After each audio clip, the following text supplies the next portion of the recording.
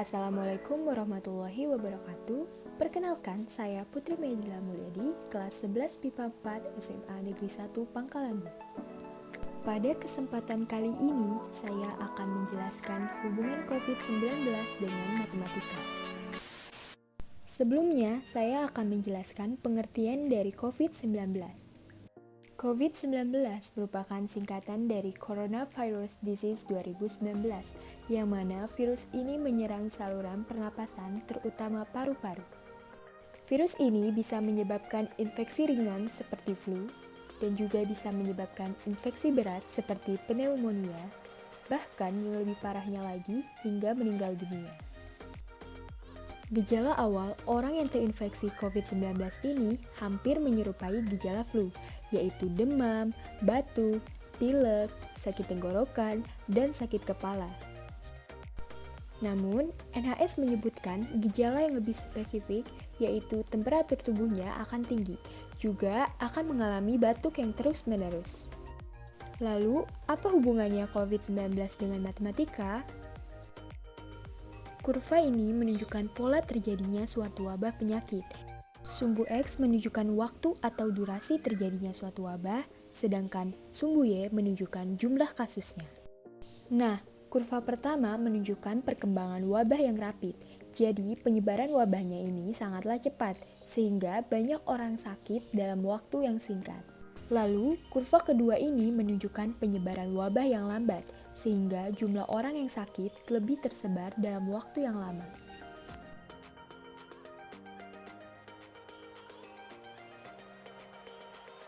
Dari kedua kurva ini menunjukkan bahwa kurva pertama dan kurva kedua memiliki jumlah pasien positif yang sama, hanya saja berbeda cepat atau lambatnya virus tersebut menyebar.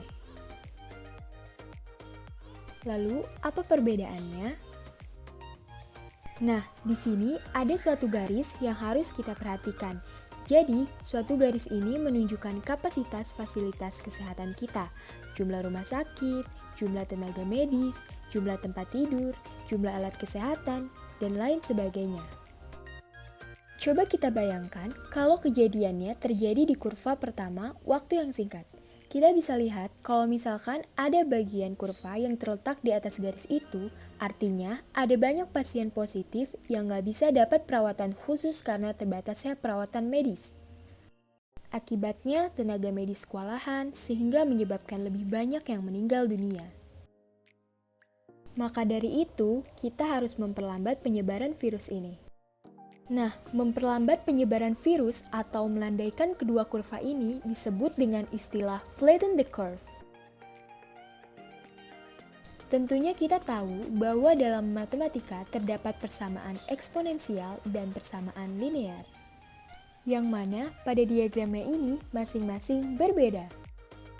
Eksponensial pertambahannya tidak konstan, sedangkan linear pertambahannya konstan. Jadi, setiap hari bertambah dengan jumlah yang sama. Perlu kita ketahui bahwa pada kasus ini penyebarannya bersifat eksponensial. Contohnya seperti ini. Pada hari ke-1, virusnya menjadi 2, hari kedua menjadi 4, hari ketiga menjadi 8, hari keempat menjadi 16, hari kelima menjadi 32, hari ke-6 menjadi 64, hari ke-7 menjadi 128, hari ke-8 menjadi 256, hari ke-9 menjadi 512, dan hari ke-10 menjadi 1028. Dan begitu seterusnya. Bisa kita lihat pada data berikut bahwa penambahannya setiap hari tidak konstan. Kemudian, bagaimana rumus matematikanya?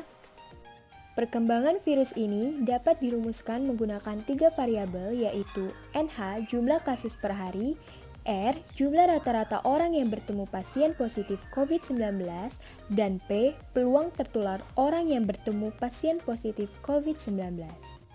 Kita dapat menghitungnya menggunakan rumus delta NH sama dengan NH dikali R dikali P, yang mana delta NH merupakan pertambahan pasien positif.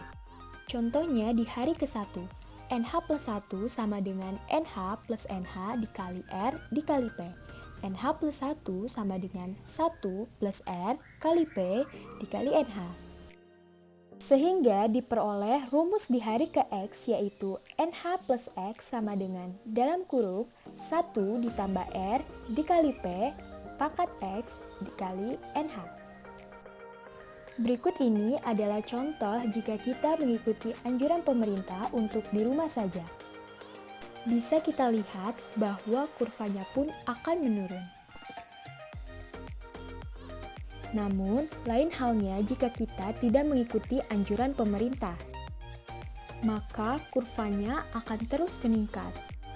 Nah, dari contoh penerapan tersebut, bisa kita simpulkan bahwa dengan kita di rumah saja, menerapkan hidup bersih dan sehat, serta mengikuti anjuran pemerintah lainnya, kita bisa memutus rantai penyebaran COVID-19.